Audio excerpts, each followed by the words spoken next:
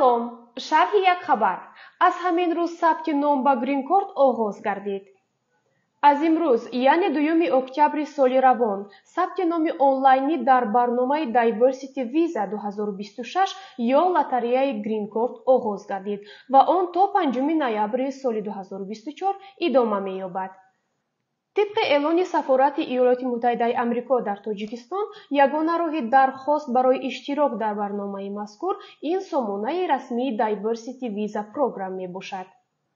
اگر شما خواهش مستقلانه پر کردن سوالنامه را با زبان انگلیسی دارید، می توانید در سراغه زیر پر نمایید. خاطررسان می نماییم که به قیدگیری در برنامه رایگان است.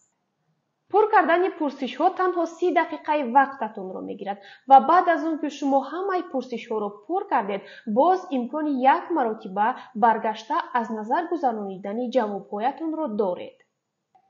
البته شما می توانید با شناسنامه تاجیکی نیز ثبت نام کنید، چون این قانون الکی سال 2022 فعال گردیده بود، ولی سفارت ایالات متحده آمریکا در تاجیکستان توصیه می‌دهد که شخصانی که شناسنامه خارجی دارند می توانند با آن ثبت نام کنند، زیرا ادامه حجت‌گذاری با شناسنامه خارجی دوام می‌یابد.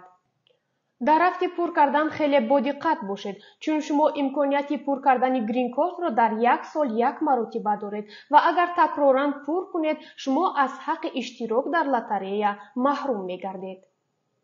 برای معلومات بیشتر و گرفتن آید این موضوع و موضوعهای دیگر، سامانه ما پرس تیجی را در اینستاگرام، تلگرام، یوتیوب و فیسبوک پیگیر باشید.